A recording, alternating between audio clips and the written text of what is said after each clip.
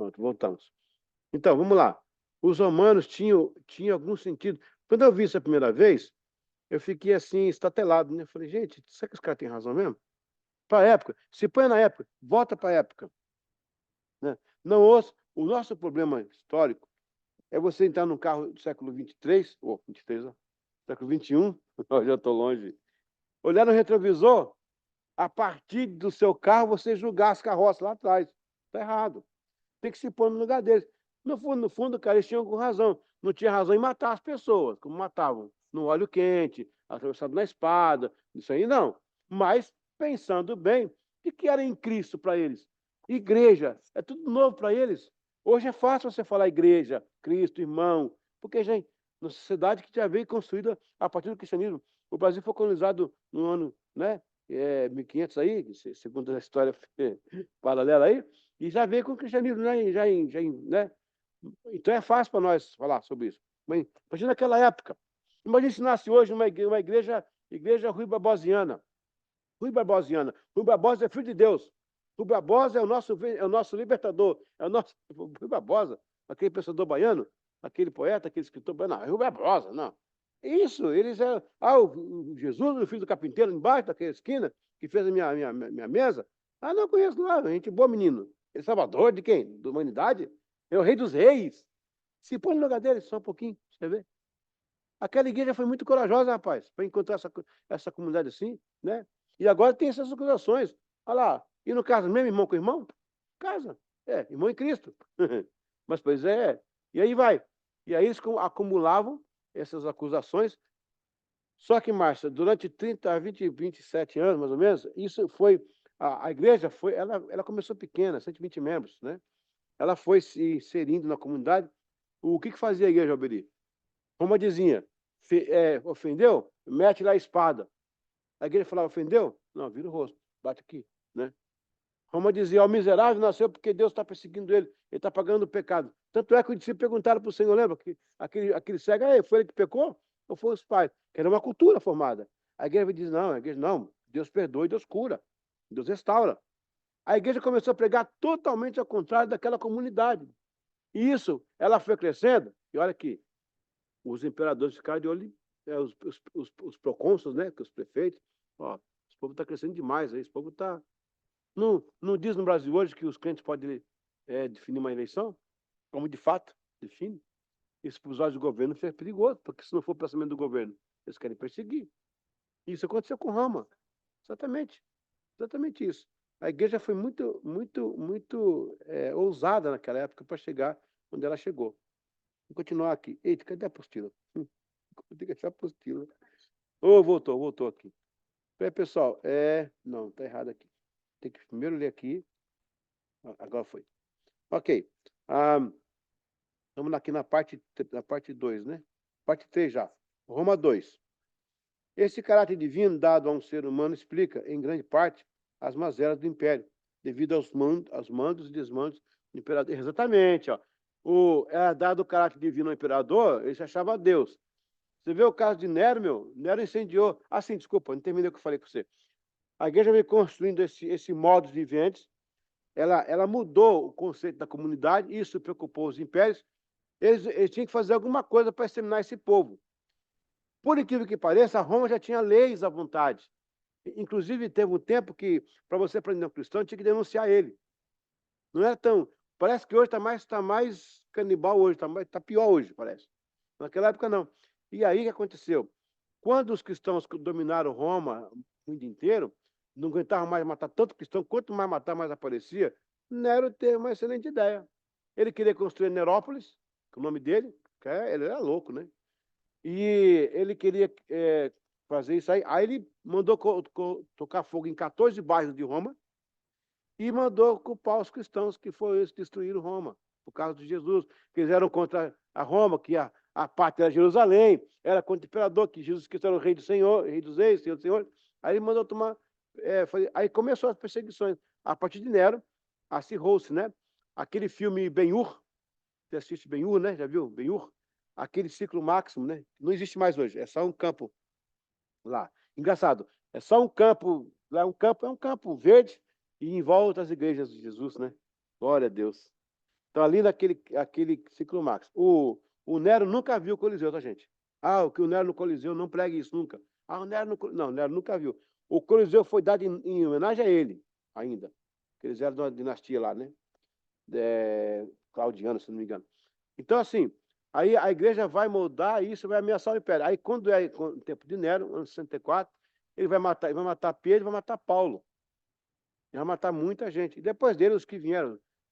Antes dele, o Calígula, né? Mas o Calígula não teve nada com os cristãos. Alguma coisinha lá, mas não foi nada assim. O Nero foi direto com os cristãos. O Galba já melhorou um pouquinho, era um general, mas quando entrava um imperador por dinastia, a coisa piorava. E até Diocleciano, foram até o ano 300 e pouco, a perseguição acirrada aos cristãos. Foi terrível, né? Quando você vai em Roma, você vê aquelas catacumbas, você fica assim, horrorizado. Quanta gente foi morta ali por amor a Cristo, né? Aos cristãos também eram atribuídos crimes de natureza comum, como magia, incêndio, negação a serviço militar. Ah, sim, uma grande polêmica surgiu na época também sobre o cristão servir o exército, porque tinha que matar no exército. E a Bíblia dizia que não matar, né? Não matarás, tal. Então eles tinham esse sério problema. Isso foi discussão, gente, de concílio até. O cristianismo veio perturbar a ordem da sociopolítica e econômica existente, que era baseada na união do Estado com a religião. O crime maior estava no próprio fato de apresentar-se cristão.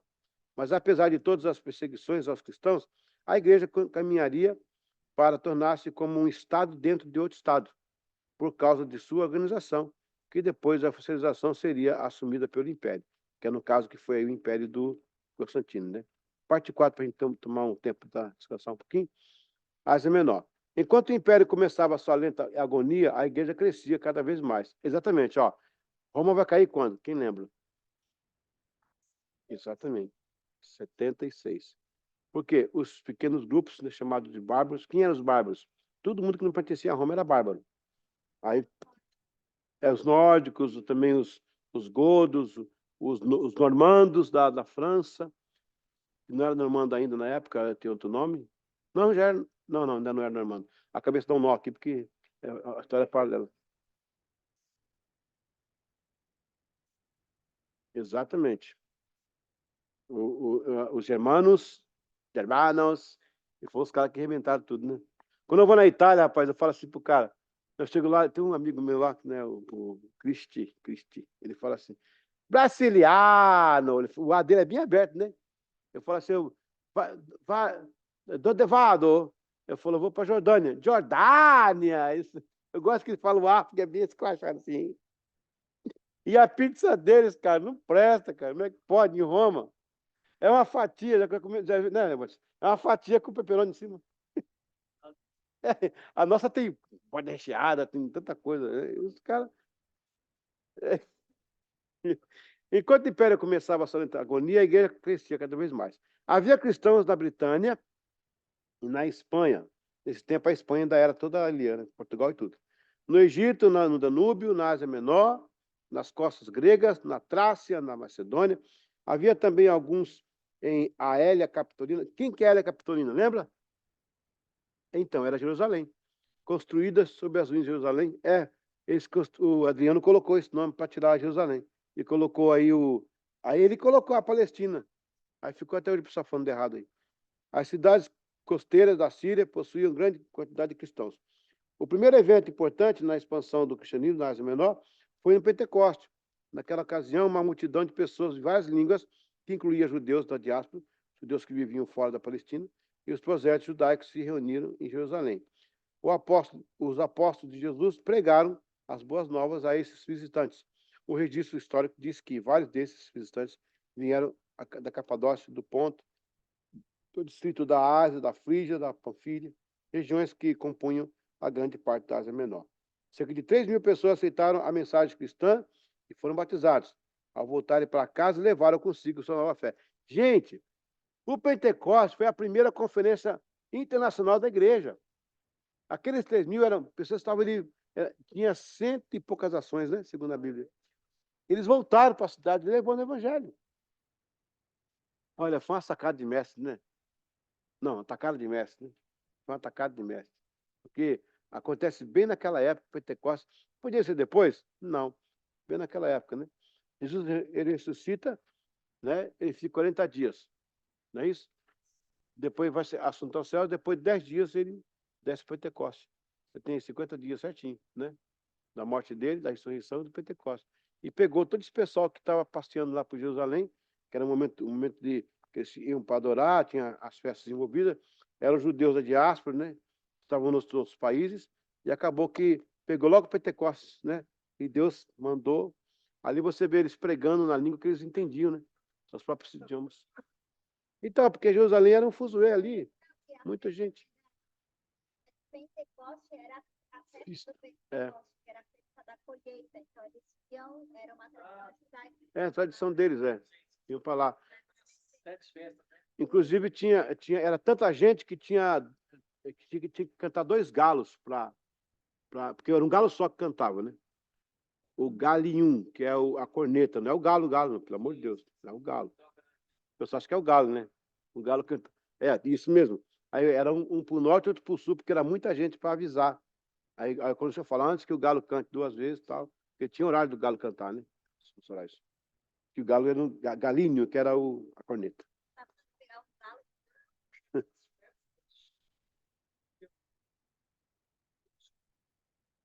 Então, aí já está misturado aí.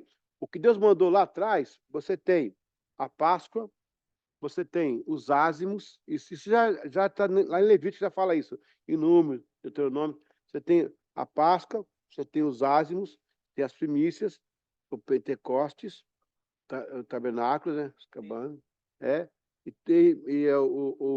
aí vem o Yom Kippur. Não, o Yom Kippur, ele é um pouquinho mais na frente, mas está dentro ali com Esther, né? A festa do Purim também.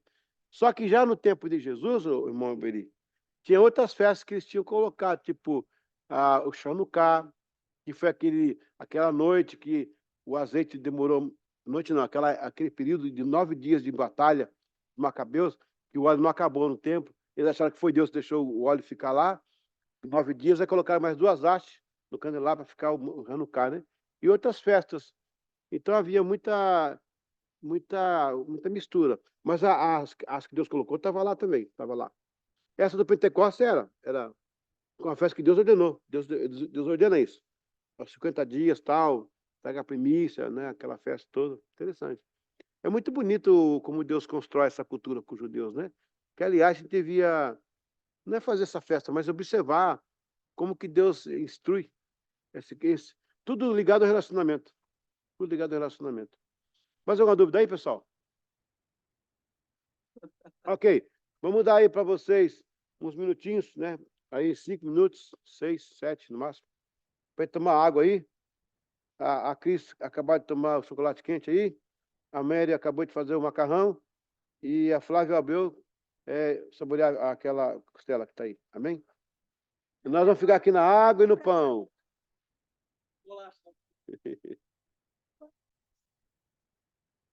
Voltando à aula 3 de História Eclesiástica, módulo 2, disciplina 9. É isso? 7. Opa, é a 7. Só vocês estão firmados, tranquilos. Ok, pessoal. A patrística. Eu gosto de um quadro, né? Eu gosto de escrever no meu. Eu gosto de um quadro, já viu, né? Que eu gosto, né? Então. E depois tem que comprar, né? É tudo virado aqui. Verdade, pode usar o verso depois. Mas é bom. Dá para ler aqui também, dá para fazer aqui também. É. É que fica muito embaixo para escrever. A patrística. Patrística. Patrística. Ah, não. Eu vou ter que fazer. Não tem. Não tem como não, vai. Olha. Hã? A patrística. Patrística. Ela tem os pais romanos, os pais gregos e os pais latinos. Mas não é romano? Latino? Bom, Porque o romano é bem Roma, os latinos são bem abrangentes, entendeu? Pais gregos, pais latinos. Matéria de prova, cite quantos pais tinha a igreja, quais são eles? Os romanos, latinos. Hã? Pode ser que caia na prova. A patrística possuía 3 pais, os romanos, os latinos e os gregos. Quem são os patrísticos? É os que vêm logo após os apóstolos. Esses aqui são discípulos dos apóstolos. Só depois da Não, já é ali na. Não, já estão. Porque Paulo viaja ali tudo, né? Roma inteira ali. tinha as latinas, a mistura do grego, no grego não, do latim com as, o que eu entendo como latino, o senhor fala tipo espanhol, italiano, Sim, o tronco latino. Né, parece redundante. Parece redundante, porque Roma. já é latino. Mas eles classificam assim, historiadores colocaram assim, os pais. Tem os pais também pré-nicenos, pós-nicenos, aí já começa a fazer um desdobramento aqui. Isso aqui é a parte bem básica. A partir daqui tem as quebras. Então, a gente poderia entender como romano sendo Roma, Itália, né? Isso, As colônias isso, romanas, exatamente, mais abrangente. Grécia. É Grécia, é. E também tinha sua abrangência. Também tinha sua abrangência. Então, esses pais são latinos aí. Todos escreviam em latim e grego, né? Na verdade. Escreviam em latim e grego. A gente vai ver alguns aqui na apostila. Tem alguns famosos aí, tem vários deles, são vários. Lembrando que esse pessoal que vem depois dos apóstolos, eles são letrados. Eles são de escolas de filosofia. E Deus usa aquela primeira galera para avançar, bum, né? Foi para cima. Esses aqui foram para cima, mas também enfrentaram aquele ataque, né, do gnosticismo. Então, ela mandou aqui um perdão, ó, então tá bom. Então já vai mudar aqui a situação, né? Estava preocupada. Já mandou um perdão aqui também. Porque nesse frio, dormir sem costela é ruim, né?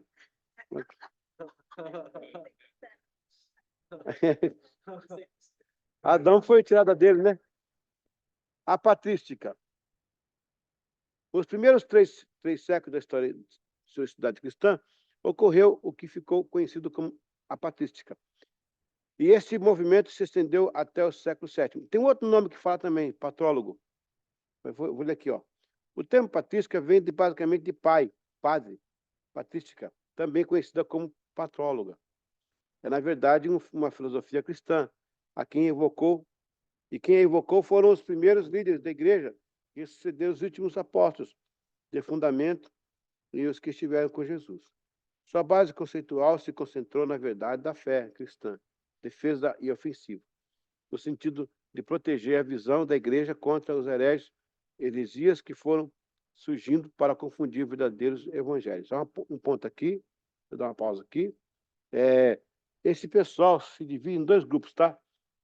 Eles têm os pais polemistas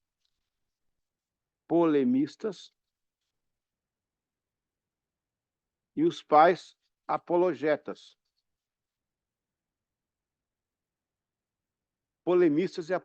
Os polemistas eram os que discutiam os assuntos. Não criavam polêmica, eles discutiam as polêmicas, né? E os apologetas eram os que defendiam, né? Vem de Apolo, vem de defesa, que é outra etimologia aí. Os dois, os dois se dividiam nessas 2 áreas aí. Uma coisa é defender. Isso, refutar. É. E os pais apologetas. Os polemistas discutiam o assunto. Discutiam, falavam do assunto e tal. Os apologetas criaram obras para combater as heresias da igreja. No caso, aquele livro do Irineu, né? Contra as heresias, né? O livro de Agostinho, tantos outros, os apologetas. Eles escreviam as obras. Os polemistas discutiam. Isso. Sim, por favor. calvinismo, ela é com isso ou não? Não, o calvinismo é bem tardio, bem depois. Você pode criar uma sentença apologética ao calvinismo ou refutatória, ou refutar, né?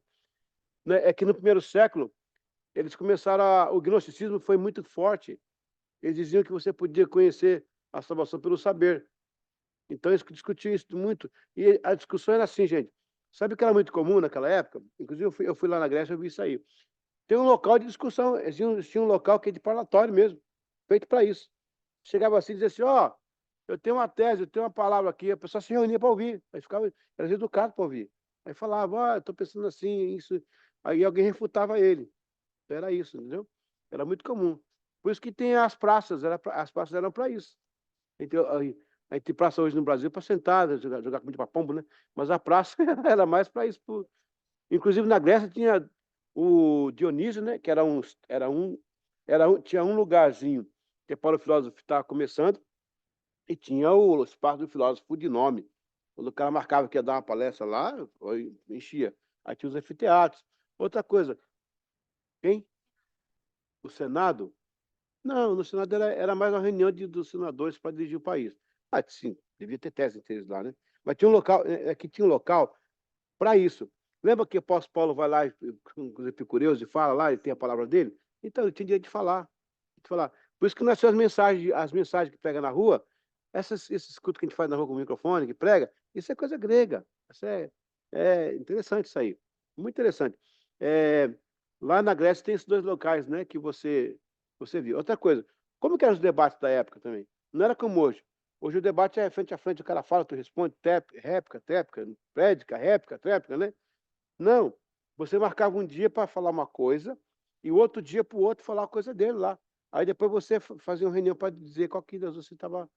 Não era como hoje, que é assim. Entendeu? Muita coisa mudou. Mas a dinâmica é a mesma. A questão aí. Ok. Entre suas defesas estavam a fé que Jesus ensinou e os apóstolos corroboraram. Sustentando a liturgia, mantiveram a disciplina, corrigiram novos costumes que iam sendo infiltrados na igreja. Olha a palavra infiltrado aí, que interessante. A, a, pa- ah,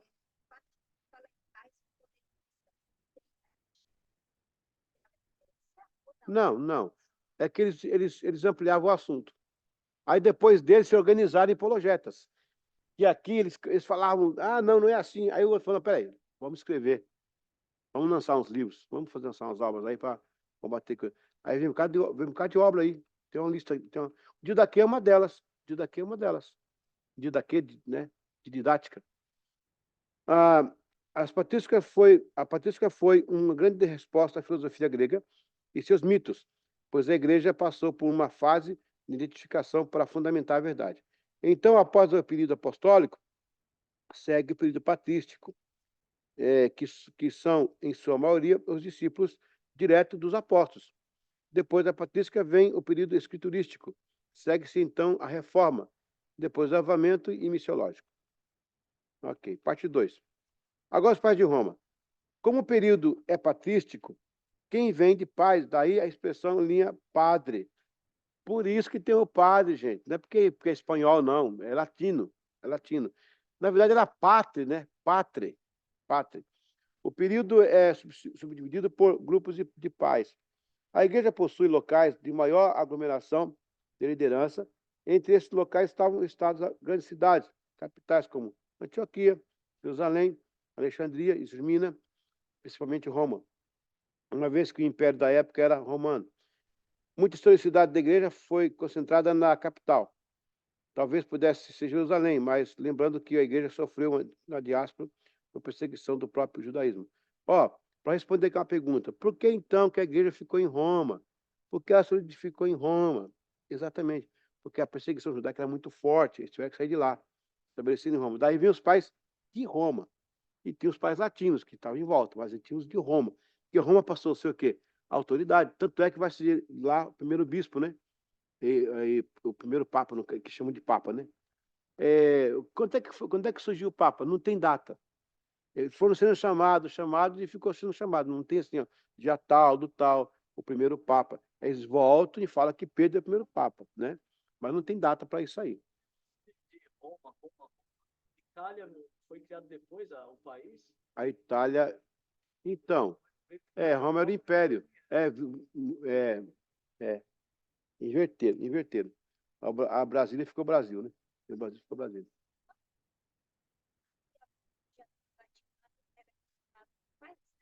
Sim, é um estado. Desde 1500, né? Fica sob 7 colunas ali.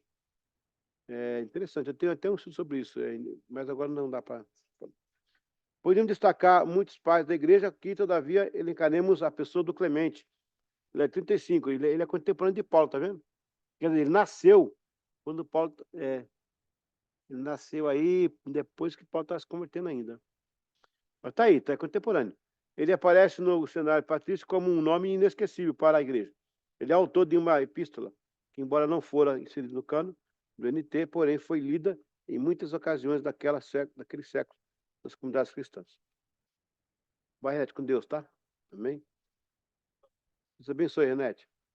Clemente convida os discípulos de Cristo de Corinto a manter a harmonia. Olha o Corinto dando problema de novo.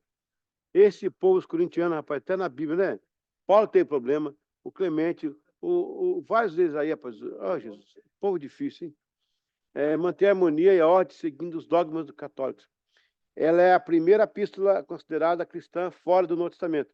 Clemente foi o quarto papa e bispo de Roma. E sua epístola afirma o primado papal. Gente, quando eu menciono que foi o quarto papa, não quer dizer que nós estamos dizendo que teve papa. A gente concorda com isso. Biblicamente, só Deus chama esse pai, está escrito, né? Tá escrito isso, né? Então, os católicos inventaram esse negócio de papa. Mas é por causa da história. Tem que mencionar. É o papai. É papai, papaizinho, abapai. É.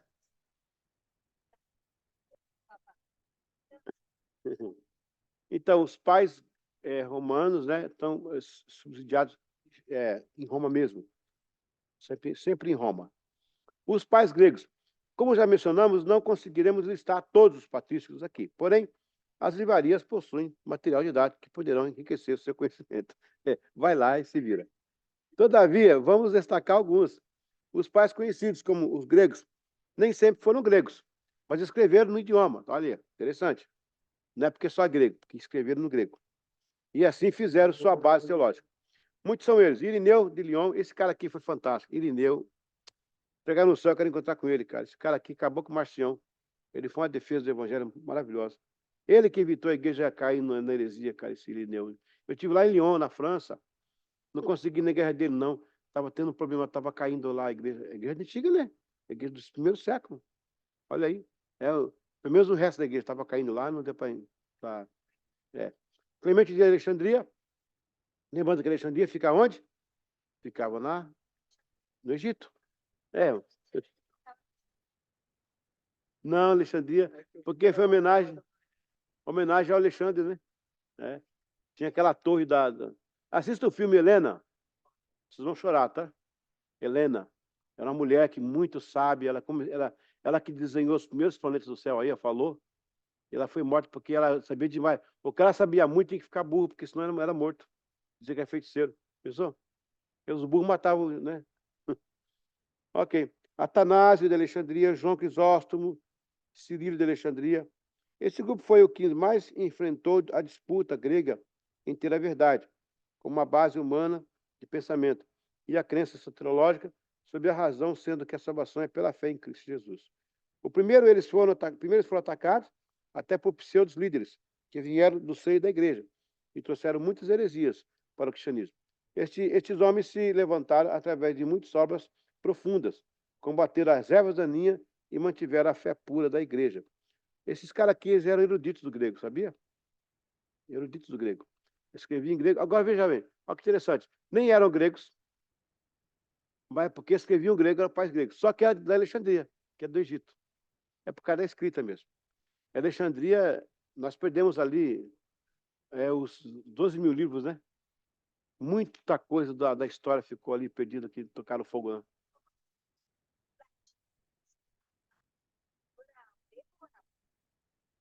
Não, eu não lembro disso. Eu lembro que o grego era falado, o Alexandre colocou, eu lembro, não estava lá? mas na história. Só que a igreja que faz o latim ser falado em termos religiosos. Não, não, o latim não era falado no povo, não. Só quem conhecia mesmo. Mas o latim era a língua da igreja. Inclusive, chegava nos locais que ninguém conhecia, achava que era a linguagem do céu. Que o padre ficava de costas no altar, né? Aqui o povo, ele falava, filho. Aí o pessoal não entendia nada, né? Aí isso dava, na época, dava aquele, uau, então é um Deus, né? Diferente, tem a linguagem do céu. Era isso mais ou menos a ideia. Hã? É igual falar em línguas hoje, verdade. Mas ali foi, na verdade, o coração do Damásio, primeiro, era para que o mundo falasse uma linguagem só. E havia muitos escritos em gregos, em copta, em sânscrito. Ele queria unificar. Já que o Império era romano, que era o latim, ele quis unificar os povos através desse nome. Quase que a gente fala grego, né? Quase que o mundo fala grego. O Papa Damásio colocou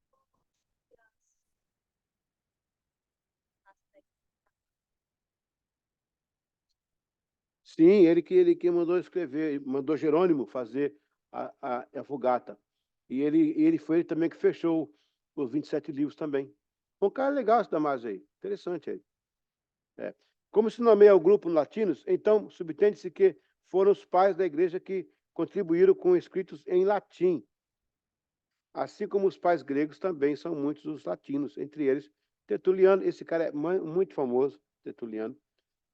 O Cipriano de Cartago, que já é norte da África, Agostinho de Hipona. Esse Agostinho aqui foi demais, esse cara aqui foi um grande teólogo, né? Ele que escreveu a Cidade de Deus, né? Agostinho. Ambrósio de Milão, Jerônimo de Estradão, esse cara que fez a tradução. Tertuliano, 160 a 225, foi um escritor prolífico de apologética, tá vendo? Já é apologética aí, ó. Obras teológicas ascéticas. Cipriano de Cartago, foi bispo de Cartago e importante escritor da igreja do século III. Muito importante, pessoal, entender isso aí, tá? Os pais polemistas, do primeiro século ali, já do segundo para o terceiro século, eles vão só discutir, vão falar. Já os terceiros séculos vão escrever, por exemplo, peraí, vamos escrever porque é melhor, porque vai ficar bem anotado aí, né? Ele pregava que... opa, pulou aqui, pera um pouquinho só. Eita, pulou aqui. Ele escreveu o sacramento. Ele pregava que os pecadores que mostrassem contrição e arrependimento verdadeiro poderiam ter seus pecados perdoados. A mensagem evangelística, né, de hoje, né? Ambrósio de Milão, 338, 397, foi um teólogo e bispo de Milão. Se tornou uma das figuras eclesiásticas mais influentes do século IV. Ele escreveu sobre os sacramentos, especialmente a confissão e a trindade, a salvação pela fé e por boas obras. Jerônimo de Estridão, e é mais conhecido como tradutor da Bíblia, do grego antigo e do hebraico para o latim, a Vulgata, sob proteção do Papa Damásio I. Agostinho de Hipona, do século V, né? O bispo de Hipona foi um filósofo e teólogo. Também foi advogado, mais conhecido como Santo Agostinho. Também desenvolveu a teoria da predestinação, que foi retomada no século XVI pelo ex-monge agostiniano Martinho Lutero e posteriormente por João Calvino, né, que disseminou toda essa ideia aí. Então, resumindo a aula de hoje, a patrística ela é um período da igreja, né, tem um apostólico, começa o patrístico. Dentro do patrístico você tem os papas gregos, que escreviam no grego, os latinos, que escreviam latinos, os romanos, porque habitavam em Roma, e Roma era a capital da igreja. Então, tinha essa... Né, apesar que os escritores romanos e latinos é a mesma coisa, não tinha diferença. Só porque habitava em Roma, era chamado de pais romanos. Aí você tem a patrística, esses três tipos de pai, e temos duas vertentes aí. Os polemistas, que é do primeiro século, segundo século, eles vão só falar, né, vão comentar, e os apologéticos, que vão escrever as obras a partir do segundo século, terceiro século também. Você vai ter várias obras aí, acho que eu vou citar algumas aqui ainda, né? Eu tenho, graças a Deus, eu tenho a patrística comigo, eu tenho todos os escritos da patrística. Eu tenho, cara. Acho que são aliás, estão aqui comigo. São muitos livros grossos, assim, ó. Eu tenho a patrística inteira. Eu tenho inglês e português. Cara, é uma delícia. Esses caras falando na época. Às vezes eu paro para ler, né? Fico lendo. Tem coisa que eu prego aqui que é da patrística na igreja. Muita coisa legal. Por exemplo, a patrística fala assim, que Deus te perdoa Não por aquilo que você fez, mas pelo que você vai ser. Vai valer a pena te perdoar. Interessante, né? Ó, acho que eu tenho ela aqui, ó. Patrícia. Eu comprei os direitos dela. Que é, eu tenho também as obras de Armínio e tenho também as Institutas de Calvino. Tudo comigo aí. Isso acho que só para dizer quantos livros tem aqui. Pá. Agora tem que ter paciência para ler, viu? E tem coisa que você tem que ler algumas vezes para entender. Tem parágrafo que. Bom, 2000 anos, cara. Os caras tinham uma ideia, uma linha de pensamento diferente. Aqui, ó. Não, não. A Tá. escrita mantém da esquerda para a direita? Hã? A escrita mantém da esquerda para a direita? Não, é só hebraico. Traduções? É só hebraico. Hebraico é o contrário. É. E é assim, né? Não é? A gente lê a Bíblia negando, né? Eles lêem aceitando. É. Ele falou comigo isso aí. É. E começa para trás para frente e é assim, né? Agora, muito importante entender o seguinte: essa questão de pontuação, olha, já viu o pessoal pregar? Cuidado, vocês vão ser pregadores. A Bíblia fala assim, é, depois, hoje mesmo estarás comigo no paraíso. A vírgula vem depois do hoje, depois do... Gente, é uma discussão. Porque não tem vírgula. A vírgula vai aparecer no terceiro século depois de Cristo. Assim como também os versículos, os capítulos lá no século 13, 12. Era assim, ó, a letra era uncial, que era tudo maiúscula, não tinha distinção de minúscula. Eles não tinham essa ideia de minúsculo, maiúsculo, letra capital. Então, era tudo maiúsculo. E você tinha que interpretar, quando terminava uma coisa, começava outra. Daí entrava o quê? A inspiração do Senhor, né? Você lê uma frase lá, até aqui parou, por aqui continua. Até aqui parou, aqui. Não, aqui já é outro assunto. Porque não tinha isso. Até porque, se tivesse, soava como uma manipulação. Sabe que hoje em dia, a ata que é feita nas empresas, né? E o tempo já foi. A ata que é feita nas empresas, ou nas igrejas também, elas não podem ser no passado, elas têm que ser no presente, e não pode ter parágrafo. Por quê? Porque elas, se tiver parágrafo, abre espaço para acrescentar alguma coisa dentro para a ata. É tudo junto. Pode mexer com reais. Isso é R$ 1.000. É o R$ 1.000. Aos dias 23 do ano, tal, estabelece uma reunião. Ah, sim, é o cheque, né? Mas na ata também usa. Quem quiser usa, né? Antigamente era.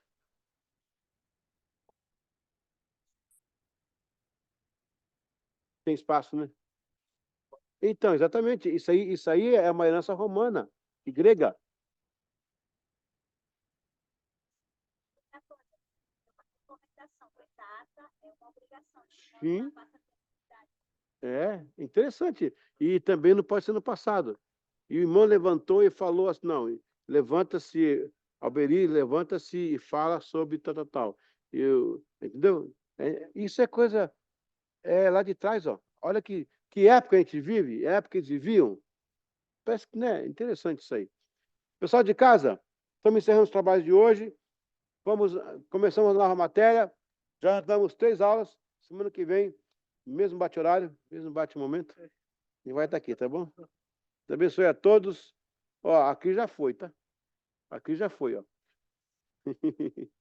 Deus abençoe, pessoal. Até semana que vem.